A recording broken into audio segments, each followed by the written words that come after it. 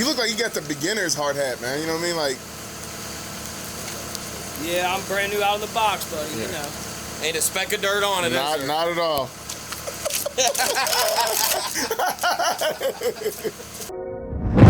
Yeah. I'm Patrick Rector with Rector Excavating. I mean, where should I really even start? I got hoes that I'm keeping in the dark.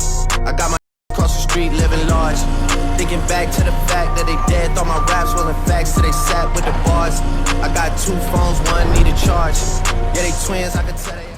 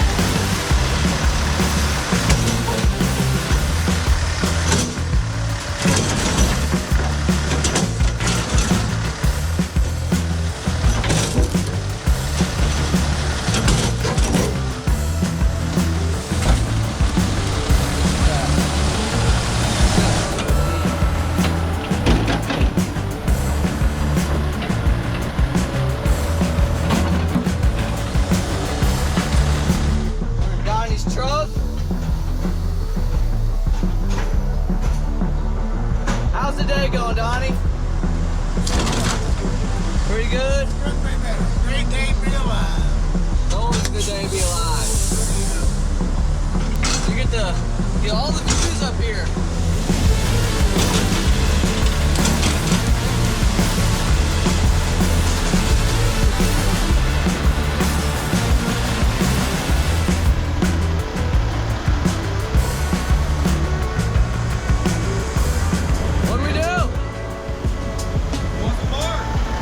Mark. Goner.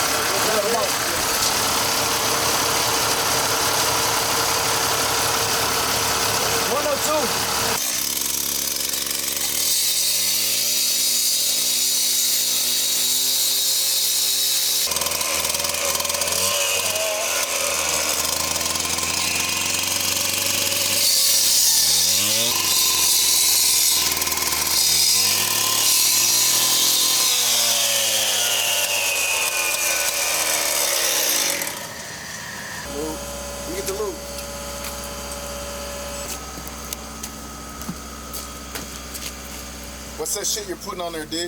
You know that lube. You know what I'm saying? You gotta get it lubed up. Sit it in there dry. Yeah, you gotta lube it up when you put it in there, right? Hey, it's Tuesday morning. I'm over here at Farmview in Florence. Sent the GPS with the guys. Been calling me all morning. Boss, it ain't working. I can't get it to work. I don't know why it's not working. So I finally got over here to address the problem. Just might work if you put the antenna in the base station. Just might help. So remember that next time, Buck, when you're putting the GPS up, you need an antenna on the base station and your receiver head. Good to go now.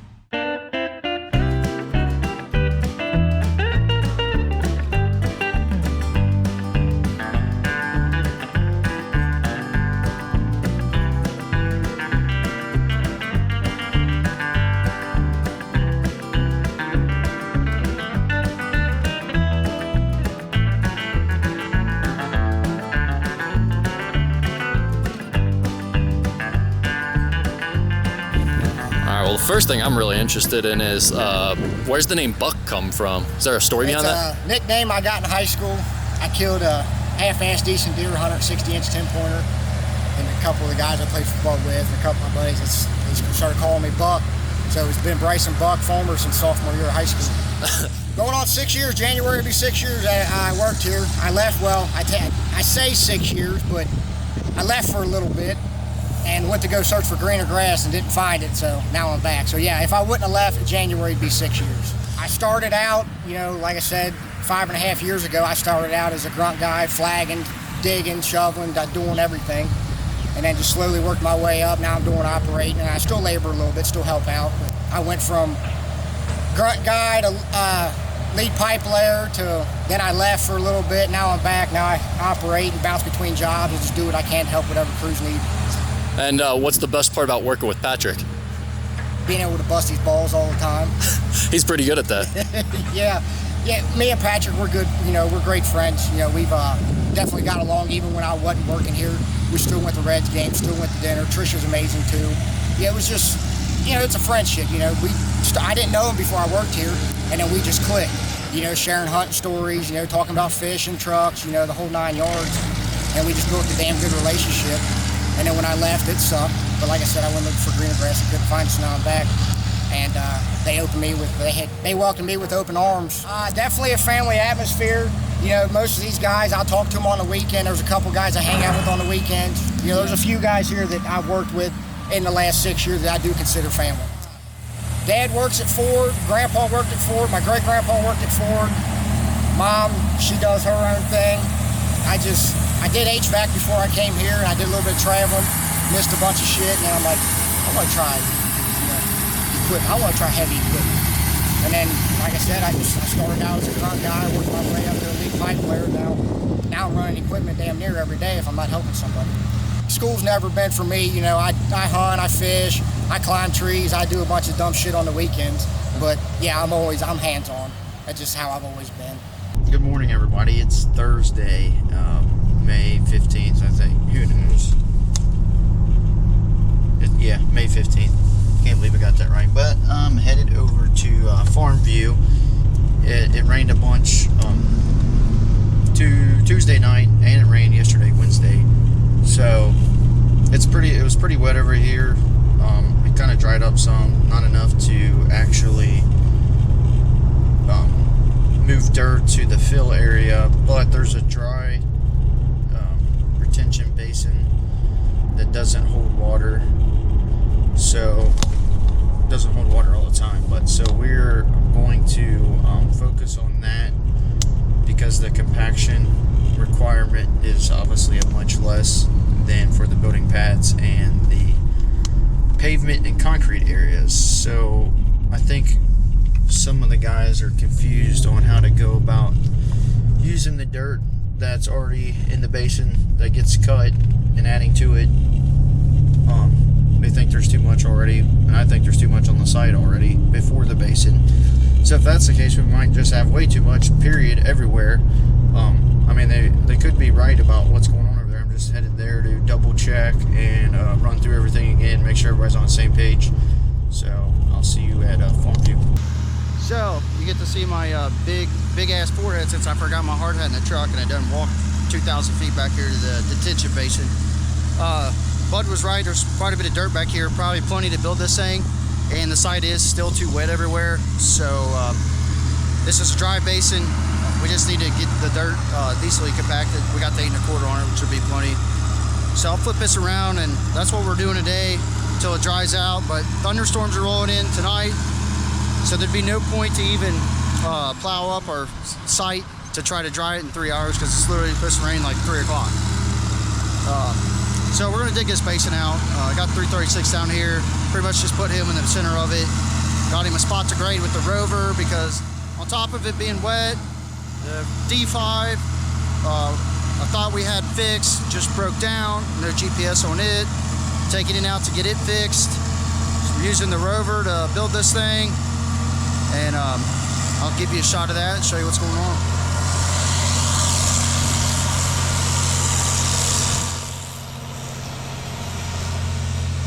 So that track hoe is about center of the pond, and the outlet's right there. We're gonna leave that low so we can dig back through it easier. This edge of the dam's about right here, coming all the way over to me and shooting down right through here, and then turning back again for like, it's a perfect rectangle shape how it's drawn. So that's what we're into today. My dozer guys took off on me. Hopefully they're coming back. He's back filling a hole. A hole we started digging in a cut that we don't need to cut anymore because we have plenty of dirt. So that's what we got going on at Farmview today.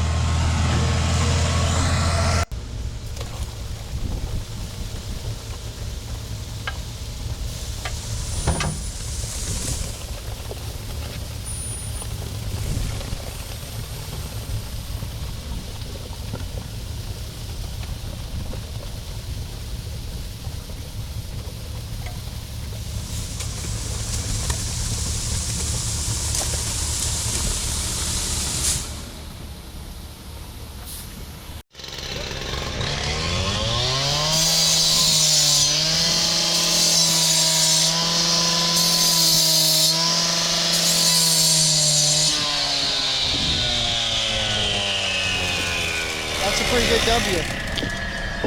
Yep. Hit one more time just make sure. So we saw cut the street wherever we install a saddle, so we know where to dig back up to install the services to each house. So we mark with a W for water, so that way we know where our saddles are located. The street gets milled and overlaid. If it didn't, obviously you wouldn't cut the street.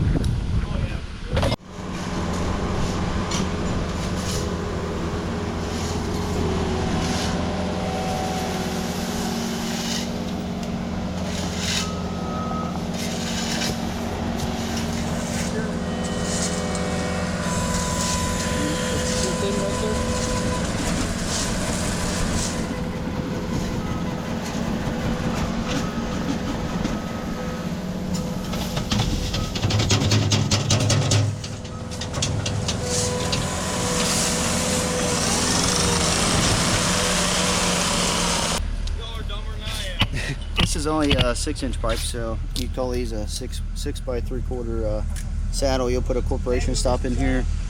DJ put these on. We got 2 right here back to back. So you'll put a corp stop on here, and that's what you'll put your tapping machine on, tap the main, and hook that new service up to. It's that blue, is that tracer wire, so the water district and marking companies can locate the water. So you got your sand bedding, your sand topper, and then you put your flowable fill on top of that. Calls for a 10-inch concrete cap. Hold your flowable down 10 inches. Sets up, cap it with concrete tomorrow, and when we're out of here said and done, rigger's gonna come mill this 2 inches down and surface the whole street, and it'll look good as new again. They got quite a bit of stuff knocked out today. We're gonna clean up now. It's about 4 o'clock. Rain's coming. I got a couple of service spots. See, we bulkhead those out so we can redig up the saddles I was talking about. obviously you don't want to pour concrete and tear it back out a week from now after we test the main. So we use our wood here and bulkhead these spots out, and they're marked with W's. We'll dig these back up, dig this spot back up. There'll be a saddle there, and it's for this house because here's their old service. We'll pull a new line or push a line from that hole to their yard here, put a new meter in and everything, new line in the main, and that's about all there is to it.